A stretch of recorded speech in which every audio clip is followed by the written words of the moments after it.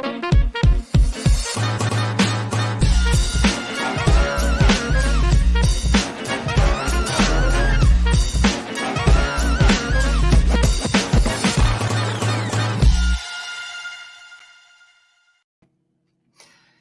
everyone. Welcome back to another episode of OneTAKE Live, the show where we speak to entrepreneurs, visionaries, business makers, change makers about the future of work, life, and culture. I'm your host, Ian Barkin, and I have the privilege of speaking to a true game changer and visionary who is not only spearheading a very, very cool industry in and of itself, but also spearheading a very cool component of said industry. And she's so cool that she goes by her initials. So I will waste no time in welcoming to the show Kathy-Anne McManus, or Cam for short. Cam, welcome to OneTAKE Live. Thank you, Ian. I'm pleased to be here. I'm thrilled to have you. I will do some housekeeping first and say thank you already to so many people who've joined us live. If you are joining us, please share your name and your location so that we can say hello and give you shout outs appropriately for where you're coming in from. Cam, you are the Chief Customer Experience Officer and the SVP of Global Customer Solutions and Services for a company called Avid. But before we get there, it is terribly important and also very interesting to go back a bit and cover your origin story and talk about the schooling that you did, the vision, the journey that you wanted to go on, and also some of the roles that you played on that journey. So let's start there. Who is Cam? Well, first of all, I'm an Aussie. So that's going to be very obvious from my accent. I'm seeing people pop up. Hi, everyone. Some names I know. So yes, I'm an Aussie living in Boston now, although I've also lived in Singapore. And yeah, most of my career I have spent in the media and entertainment industry, or technology. That perhaps, I think what's so interesting about media and entertainment is how it's infiltrated other sectors as well, like telecommunications over the years. So certainly where I started in grassroots in working in television to what media means today, and the fact that it's as we see here, it's the primary way that we communicate today. Absolutely. So, yeah, who am I? I would say that I definitely had a technology background, a creative background, and I'm blessed over certainly the last probably 20 years being able to combine the two together. So I think that's something that I'm very, blessed to be able to do. Outstanding. So an Aussie is very important. And a technologist, which tends to be behind the camera, but you got your start in front of the camera. So you've seen both sides of the camera. Tell us about that, because I think that's it's both interesting. I think it's just cool, and also I think it's very relevant to just sort of the perspective that you have about the whole industry. Yeah, it is actually. So I will tell you that. I started a career in television in really some parts in what I would call Australian soap operas when I was in my teens. Now, an interesting fun fact is that I did star in an episode of a show called Country Practice with Nicole Kidman. I think we both know who was the talented actress, because clearly I did not go down that path. But we did know each other, and we did work in the same circles when we were teenagers before, she became a teenage star, actually. And then obviously we know that now. But I will tell you that I was, when I was doing these roles, or whether it was commercials as well, I did a few commercials too. I was more fascinated with what was going on around me with the crew and the sort of the technology and what was happening. And it was interesting. By the time I finished high school, besides the fact that I figured I probably didn't have a blossoming, professional career as an actress, but I was so fascinated with behind the scenes that I decided then and there that was the path I was going to take. So I heard that you are singularly responsible for Nicole Kidman's career success. So that's what I took away from that element of our discussion just now. So you go from, which is so cool. You go from being an actor, being in front of the camera, but observing the whole process as it is done. And then you said you went to school in the field, but focused more on the technical side of things. What did you go to school for? Yeah, I did. So there were really limited courses in Australia. I will tell you, back when we're talking about when I was doing my tertiary studies. So there was definitely sort of a creative path, and there was an engineering path. And I think that was when I also really knew that I had this thirst for technology. So I actually, when I was studying my television, I guess associate's degree, I went down the engineering path. But what was so great about the course is that you got to sort of cross over and do modules, of some of the creative path as well, and vice versa. And so that's when I sort of went down that path. But then my first opportunity for a job when I kind of was just finishing up school was with a broadcaster in Australia, the 7 Network. Okay. But it was for an assistant editor. And quite honestly, I had done a couple of modules of editing in that course, but I was like, oh, I want a job. I want a job in television. And so I took that sort of assistance role. And really what that meant was compiling back then library vision to go and put in, tapes and vision to put in the library. So it certainly wasn't anything, too exciting, but that quickly changed, quite honestly. What was great that I had a skill at editing, and I got passionate about it. So that's kind of where the direction I went for a long period of time, until I sort of moved out of being in direct broadcasting and went to sort of the vendor technology side. And that's when I was able to bring back my technological roots, so to speak, right.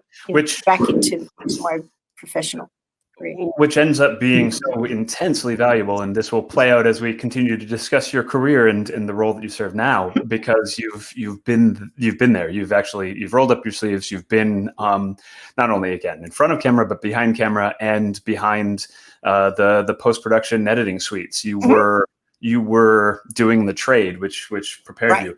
I too wanted to be in production and video and film and things like that. So I got an internship one summer. It turned out to be in the accounts payable department, which of a well-known studio, but I wasn't as close as you were. So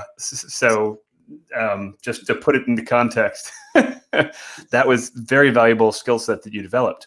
So, okay. So then throughout your career, you got exposed to various different, not only companies, but also different regions. As you said, you've been in Singapore, you've been in Australia, you've been in the United States. Let's take us through some of the whistle stop tour, because we'll then end up settling on Avid and going. We'll double click on that next. But what else were you exposed to as you went along? Well, it was so interesting, because it was, when I said I sort of left television, it was to take a role with Avid, who was, not huge in Australia, but certainly starting to get kind of quite large in the Asia Pacific region. And so it was interesting, because that growth and the opportunity, I guess, with the company to build and grow out programs from basically from scratch, right, was a really exciting time. And that sort of opened, I think, the Australian market, but then starting to travel into Asia in the 90s was just a really fantastic experience. And it was also on the cusp of the television going from analog to digital, and then from digital to high definition, actually. So I saw this opportunity. I was with Avid for several years, but then I saw this opportunity to create my own consulting practice, actually, and helping companies or broadcasters actually make that transition. So redesigning their technology, which also meant redesigning processes. So redesigning how they actually, the workflows that got production and post-production to air. Right. And so I did that for several years. I had my own business, and that was, hugely exciting, and also worked very well for me because it was the stage where I had my 3 children. So, that allowed me a lot of flexibility. But that then led to my second tour of duty, or tenure with Avid, where really the that Asia Pac market had really exploded at that time, and I had an opportunity to. They said, "Look, we really would like you to be based in Singapore." And I will tell you, it's with 3 young children. My husband was a director in television, as in a commercial director. Okay. And it was a very big decision. It was like pack up our lives and move to Singapore for this opportunity. But I think that opportunity really early on to travel and just experience different cultures and what media and entertainment was, we both said, why would we not take this opportunity? What a fantastic experience, even with 3 young children. And I honestly never looked back. And that really, I think if you can pack your life into a 40-foot container once, it's never difficult after that. The first time's the hardest. But right. It's you see all of the challenges, but then when you realize you can overcome them, and it must have been an amazing experience for your kids and really Absolutely. Just to take that leap. Okay. So it's interesting because there's some foreshadowing in a lot of what we've just discussed, but that role that you played as a consultant in helping broadcasters and others really understand and come to terms with and then act on these major transitional shifts in the industry is going to come back in a moment as we talk about what's going on with Avid. So I'm excited to get there. But before we get there, for anybody who's, and actually this is a great reminder to myself of all the people who have joined us. So I'll quickly welcome so many of them. David Reichman, hello. Matt Sullivan, hello, sir. Marlon Wilson from London, AJ Indianapolis, Sarah Grace from Portland. Hello, Sarah Grace. Holly Keith from Salt Lake City, Mary, Jack. So many great people have joined us, which is awesome. And if you haven't shared your name yet, please do, so I can read it out. Okay, so for anybody who's listening who isn't as familiar with Avid and traditionally what it was known for, what is Avid the industry leader at providing? Yeah, so I think, look, I'll try and keep it really short and hopefully descriptive. But basically, Avid makes technology and collaborative tools for creators behind feature films, television programs, news, broadcast, sporting events, music recording, live concerts. So really, we're a creative tool and collaborative tool company that software and hardware. That is behind some of the most inspiring content that's being produced around the globe. Outstanding. And I have to say, we covered this before we went live. My team's geeking out. I've got my producer used Avid in school. The technical AV team used it in their prior career, so that everyone's really excited about this and was asking you all sorts of technical questions. I could only sort of hold on for dear life. But to your point, so the Avid is famous, as your website says, for powering greater creators in the sort of the enterprise grade. These are movies, these are the TV shows. Talk a bit about, and so this is all grounding us for context for setting up for the transition that's coming. But so talk about the sort of traditional customer experience and support that was necessary with that model. Yeah, so I guess being in that really that high end production, a couple of things that are really, really important. First of all, certainly in live television, there's a live on air component that really requires us to have expertise around the globe on standby to be able to solve sometimes, challenging issues. Right. And in those moments, it may not even be, the root cause may not even be an Avid tool. That's really beside the point. You're holistically supporting the customer, and that's what it takes, that level of commitment when you're dealing with the serious nature of broadcast television. Right. But it's also in production. There are really tight timelines in production. Every day is money, every hour is money. So downtime becomes very, very, a critical component to budgets. And so, we definitely, very geared towards supporting our high-end customers. But certainly over several years, and I sort of mentioned this in the beginning, I think, was around the fact that video is now a common medium. So not only there are a lot of individual creatives that you think about mediums, TikTok, they're professional creators. They're making money, and they are definitely using our tools to do that. So with us moving to offering our creative tools as a subscription model, we also have to address,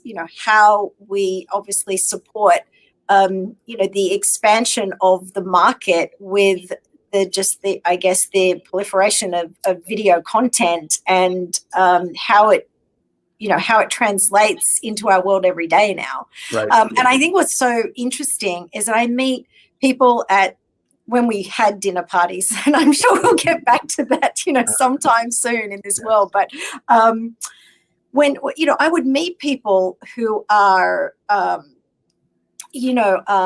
chief financial officers, and at home, they're creating music and they're using Avid tools. So it may not be that they're using them professionally, but, they're being a creative tool. You'd be surprised just how many people are using our solutions, our creative tools and our solutions just in their personal life to create, great things, for their own joy. Right. So that's a very important piece about what we do, is whether it's in the high end or, it's just someone creating something, you want to be able to unlock that joy and creativity. Right. Unlock the joy and creativity. I love that. Well, and so it really is an interesting confluence of several different trends, because again, traditionally I think of these tools as in these dark rooms that are full of really expensive equipment and extremely experienced experts in their craft making feature-length films. Yes. And to your point, it's not a cat video. If something's not working for a minute, that's real money that's being lost or spent or wasted. And so the support construct was about supporting absolute experts in their field on real high profile, really expensive projects. Then you get to sort of this democratization of video as a medium. And to your point, I mean, every one of these channels started with cat videos and various things that have become sort of legitimized over time and are very serious channels for very serious creators. They just might not be professional creators. Right.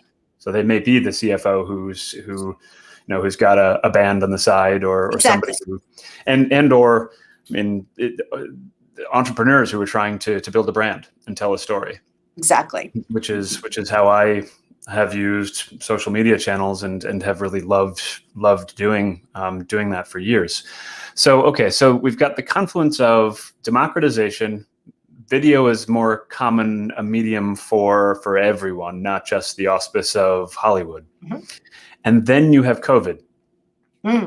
And so I imagine all of those things have been catalysts in their own way, but then sort of accelerators to sort of a different normal for the industry and for Avid. So let's start to unpack that. And I say that because I like to say unpack, and also because I think it's worth doing. What's changed from the traditional model to where Avid has begun to go and is going in the future? Well, it's so interesting because when you think about studios and also broadcast or post-production houses, there's a reason why the creative suites or the tools were kind of, in a building. Right. And it's a big piece of that is security. Obviously, content, particularly feature film, and, I'm sure people have seen stories that, just a few frames from an unreleased film is, catastrophic to a studio, right? So having things on the lot where they don't move and they're on premise is in that way a secure environment. It's not to say that cloud technologies had not been spinning up, or even remote collaboration, but still in its infancy because of sort of this concept of on premise, and more sort of news workflows maybe where there's more remote. That's what the tools were for, remote collaboration. Then COVID happens, and no one's in buildings, and the news still has to get to where we've seen that with journalists and news anchors presenting from home, right? But you also have to post-produce that. You have to produce the bulletins. So we had remote and collaborative workflows. We had many even instances of sort of proof of concepts that were going very well. But as a company, our customers we've got to take everything remote, and we've got to do that securely. And so we were in an excellent position. And I'm not, of course there were bumps in that and not perfect workflows, but we rallied around that because we had to keep our customers working. And that meant them working remotely and being able to collaborate remotely, because it takes a village to produce this content. Right.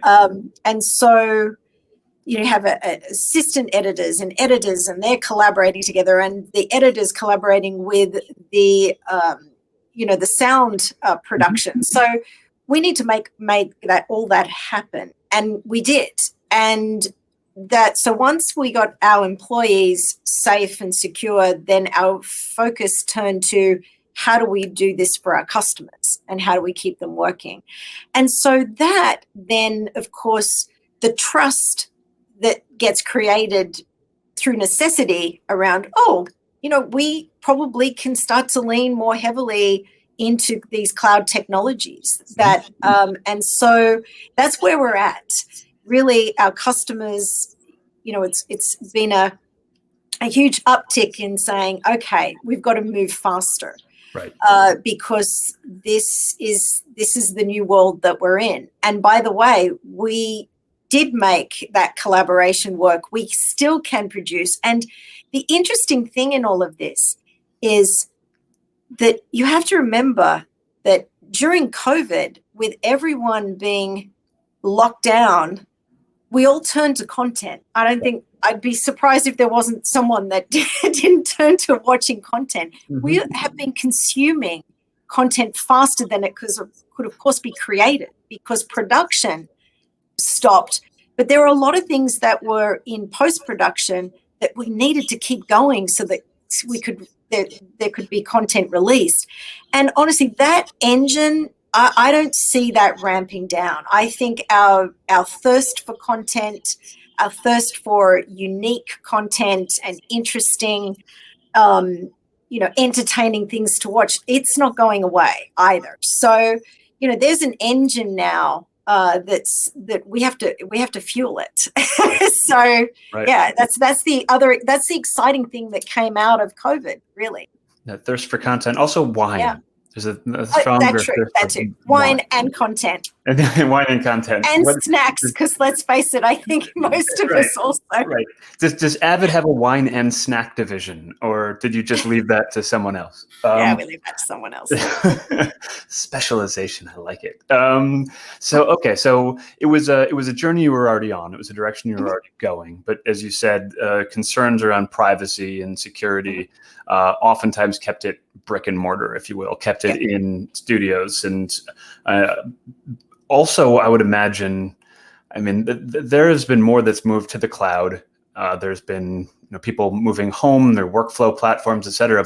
But what you do is intensely complex and data heavy, right? These files are monstrously large, and I imagine everything that goes on with editing and post-producing, both the visual and the audio components of it, are intense. Have you had, I guess, from a technical standpoint, is that handled? Do people have faith in that element of virtualizing what really is very complex and industrial? Yeah, absolutely. As I said, there are still parts of the workflows that continue to evolve, but certainly there are major portions that we're able to do through cloud technologies. And the other thing, look, we can't dismiss the role that mobile plays in this now with 5G. I mean, the very large, high definition, files that, we're watching and downloading, or, just watching live on our phones is incredible as well. So technology has really enabled, infrastructure has enabled even further capability of being able to address what previously was very difficult with the size of the, as you said, the data or the files, or just the quality of video that you were trying to handle or distribute. And that, so I think mobile technology is a big piece of this too. That's amazing. So, okay, so we've got the infrastructure effectively, and the ability to get these capabilities to remote and virtual teams. But that's not the only thing that's changed. It's also the sort of the business model and the relationship you have with your customers.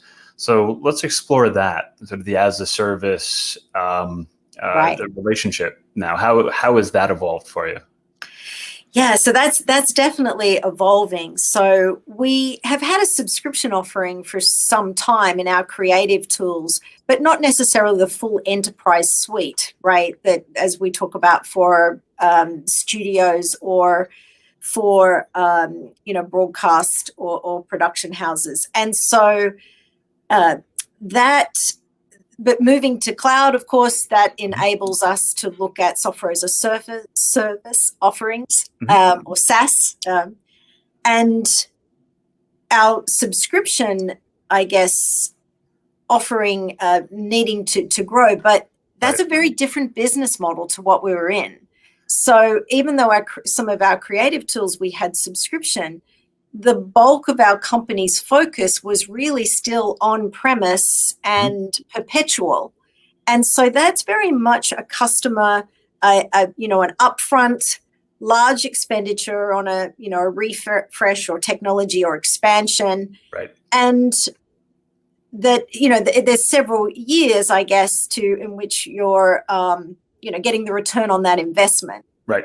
That's very different to shifting that same market enterprise into a subscription or a SaaS model, where now in any subscription economy, you don't have that upfront investment. And the other thing is, a lot of our customers' budgets were really focused on that capital expenditure. Now you're saying, oh, we're moving to OpEx models.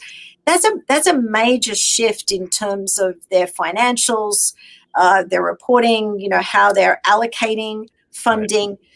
But the flexibility that comes with two things. Well, subscription, meaning that you don't have that all upfront investment. So that changes the way that we have to serve our customers. And I'll get to that in a second. Perfect. But in the software as a service, it's very much about, quickly getting to value. in terms of and utilizing the tools because you can in that economy you can be switched off so very, very, very quickly. Right. And so our customers are very sticky. So I will say that, but we're changing, of course, our engagement model. It's so important that we focus on quick adoption of our tools. It's not now a couple of years to sort of explore all of the great things that our products can offer. Really quickly up front, you want the customer experiencing that. And then, by the way, what's the value and understanding that. And so that customer experience out of the gate becomes really critical. And it's very different on premise to now something as a service. Right. So that's, hence my focus becoming Chief Customer Experience Officer, because as a company, that's where we're transforming. Truly, these customer-centric models mean that, and we've always loved our customers, but Jeff Rosiker, the CEO, and myself talk about this.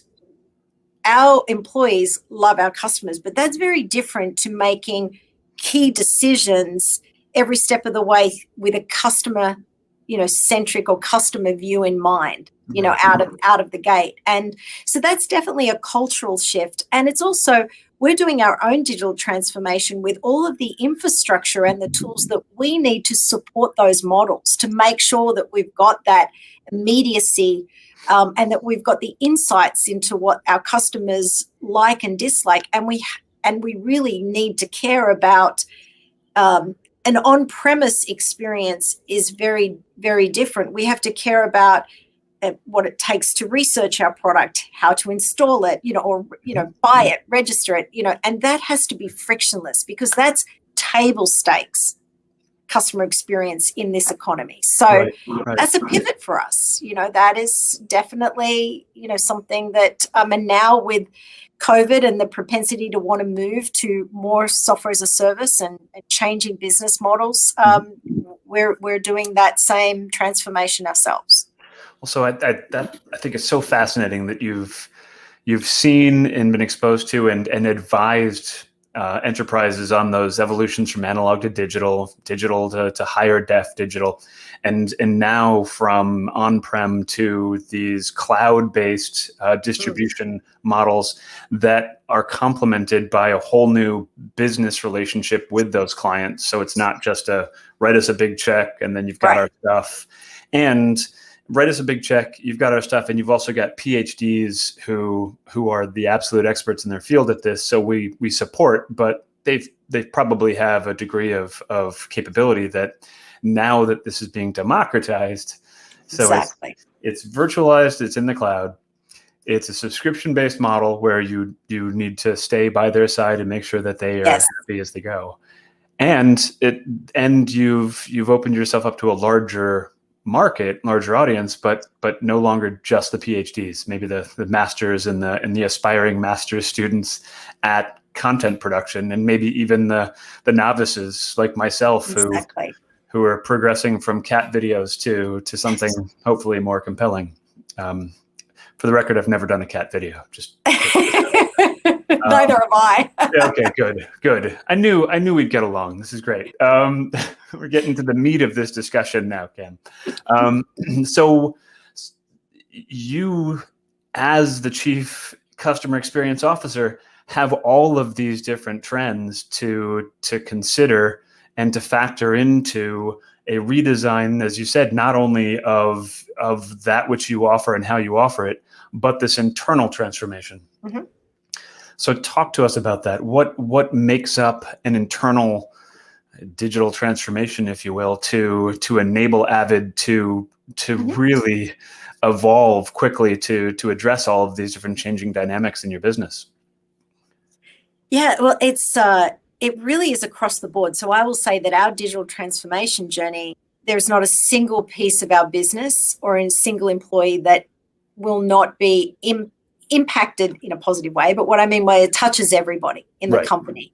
Right. And it's from the way our supply chain, our billing, the gosh, down to self-service, right? So being able to put more self-service, because again, the expectation, the experience that our customers are, we're competing. I always say this, and the truth of it is we're all consumers, and we think about an Amazon experience or, Zappos experience, that's kind of like, for me, sort of that was really the start of my journey. Gotcha. It was all about customer experience, right? And I think it was a foreign language back then, but the reality is that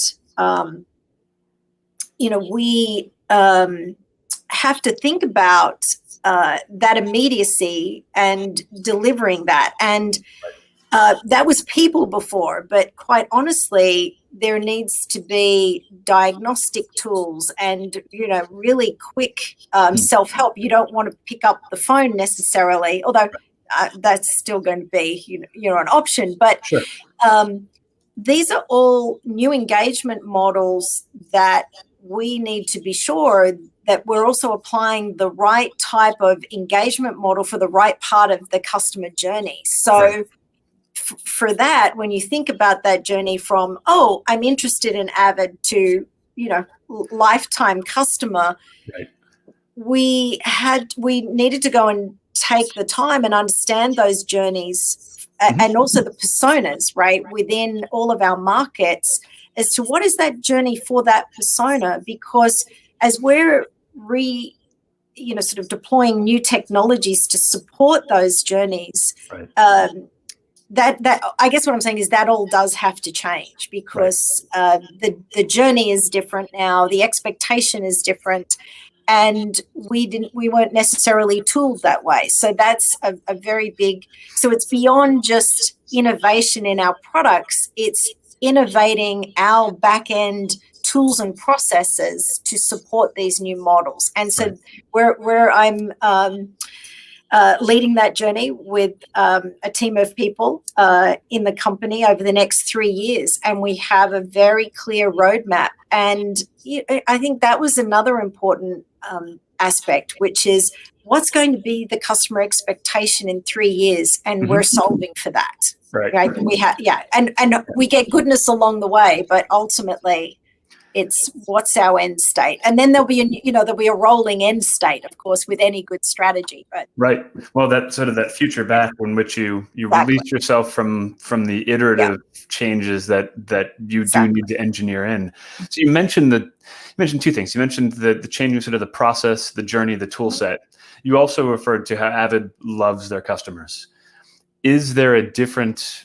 Is there a cultural shift to how you engage with and support your customers that comes? So it's more than just process and toolkit, but there's a atomic sort of cultural level of change that needs to happen. So, explain that. Yeah, so I would say that we have, really fantastic, loyal customers. I will say that the experience, that some of those journeys are not always like the use of the tool is exceptional, but the journey to get there perhaps isn't. Now, in subscription and software as a service, you have to care about that experience. So that takes, so it's continuing to innovate, but we have to have a user experience strategy and ways now to get the customer voice, not just it through support and, I've got a problem and I need it fixed, but we want the voice in every step of that journey, because we have to now solve those problem points. So that actually is, it sounds simple when I say it like that, but that's actually quite a cultural shift, right? Because now you're thinking about everything that you do, the impact to the customer, not just the joy that comes from using your products, which is still important. I'm not, that innovation, but the innovation of that user experience is now equally as important in the company. And that's what we're working on. Well, and I imagine, again, when you move to a subscription model, you're side by side with them for the duration. And, but it also, and we touched on this before we went live, what a cloud-based and, I suppose, subscription model structure allows you to do is iterate more rapidly, almost in real time. Right. So it's not the next version of this software is available in 2 years. You Exactly. buy the upgrade. We've added modules and capabilities on whatever the production schedule is, and you can push those out. Does Avid do that, and how does that also sort of drive a transformation of your relationship with your customers? So the answer is yes. I think it's safe to say that all of this is a work in progress. But Right. To give you an idea of the type of things, because I've just clocked a year, as CCXO, and in that year, I've created an internal group that is represented by every sort of function, and even some sub-functions in the company. There are CX ambassadors. So what we want to get at is not just the groups, customer care, the customer success management teams, or learning services, or our sales organization, or marketing that get to hear customer voices. It's really important that we have a program where even someone that's not directly influencing direct to the customer, but something that they're doing is an impact to that customer experience. Right. And so I created this team. It's a really powerful team because you start to get such a different lens other than just that direct impact or direct voice from the customer to consider and have how would you do things differently. So these programs are really important to us. We have a wonderful Avid community association where very senior executives in our customers are part of that ACA board, really leveraging that now and bringing them even more into the fold in terms of helping us set our strategy and our future and our direction is really critical, particularly given that the journey and the experience is so important now to our future. So I'm not sure if I'm really answering your question. No, it's perfect. We're in motion, and there's all of these new programs that support not just the technology, but how we make that sort of cultural shift as well. Right. To make sure that's successful. No, that is perfect, because the perspective is you're putting the customer in the center by creating that ambassador program in which everyone has a customer lens now at everything that they do. To your point, it doesn't matter what role you play in the organization. The purpose of the organization is to serve the customer. Let's with the few minutes that we have left, you'd mentioned involving the senior executives in major organizations that you've worked with and that you serve. Mm-hmm. Let's go to sort of the other end of that spectrum, which is potential customers of the future. Yes. Students, people who are in school who, like you at the beginning of your career, aspired to play some exciting role in production, in the creation of film, TV. What work does Avid do in helping nurture and engage with and even listen to your sort of your I guess the customers and partners of the future? Mm-hmm. Yeah, so it's I'm very passionate about this particular piece, and because the next generation of creators are getting younger and younger, and let's face it, they're actually already in kindergarten and first class. They're capturing videos. I've got two young daughters who, for years and years, have been creating content, and it is amazing to watch and to think about how it is digital native, I suppose, but it's an inherent language that they are comfortable speaking as far as a video medium. And so you've got every 5-year-old is a potential sort of Avid super user by the time they're 10. And how amazing is that? Exactly. And so we've just launched a partnership with Roman and Littlefield, which is getting learning programs for what we call, we have a free product, Avid First products for Pro Tools and Media Composer, and getting those tools into K through 12. Now we're focused initially in high school. That's but it is designed that globally we will continue to roll this program out. The other thing is we're doing more and more sponsorships, particularly with diversity inclusion in high schools. So really supporting the creation of content and just the really being able to put very powerful tools in easily into the hands and making sure that that's successful. And we're looking at all sorts of avenues to kind of build on that as to, through mobility and other things. But I will say that it's so important because, as I said, the age of a storyteller is is very, very young. And that's our community. So you will also see us spend a lot more energy and time and investment in our communities. And that's our communities really in our high-end professionals, but also creating communities for students and hubs and places for people to learn and access.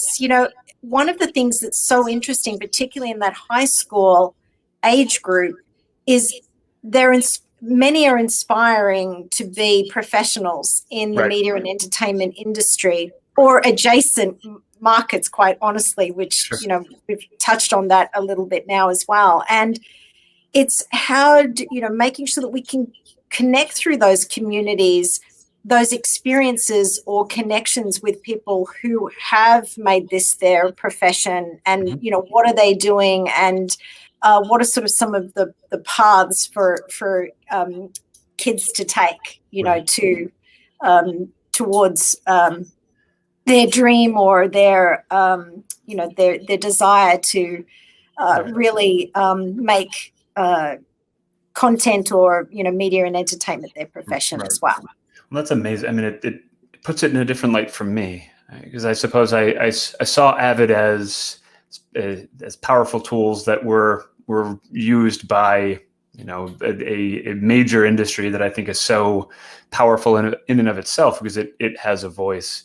But you're enabling those aspiring young artists and storytellers to have their own voice, and in so doing, you really are equalizing. You're enabling folks who may not have as much of a voice in have not had as much traditionally to get out there. Young women, minorities. So it's access. It's all about creating access, and that's And it's interesting if you can create the access. There's no end to people willing to give their time and their energy, to support. So for me, it's really been focused on what's our role in unlocking that.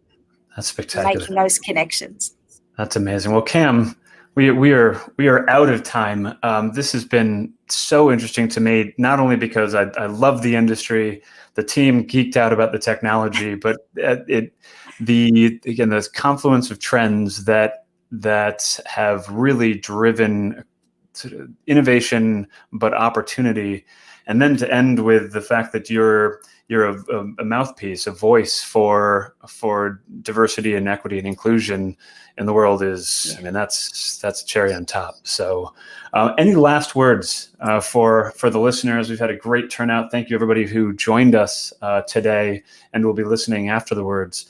Any last words on for our future storytellers? I would just say thank you for those people who are tuning in now and may do later. I love people connecting with me. I love to be able to help and support. And yeah, so hopefully I'm easy to find, among social we will make you easy to media find. networks. And yeah, please reach out. I love to hear from people. I love to hear about people's journeys and stories. And of course, any of their Avid journeys too, if I can help and support, I'm really willing to do that. And thank you, Ian, for the opportunity. It's been a pleasure to meet you and speak to you. So thank you. Likewise. Thank you so much. So everyone, hope you're all healthy and well. Go tell stories the way that we're all doing now, and we'll put links to Avid, to the tools that Cam mentioned, and talk to you next time. Thanks, everyone. Take care. Thank you. Bye.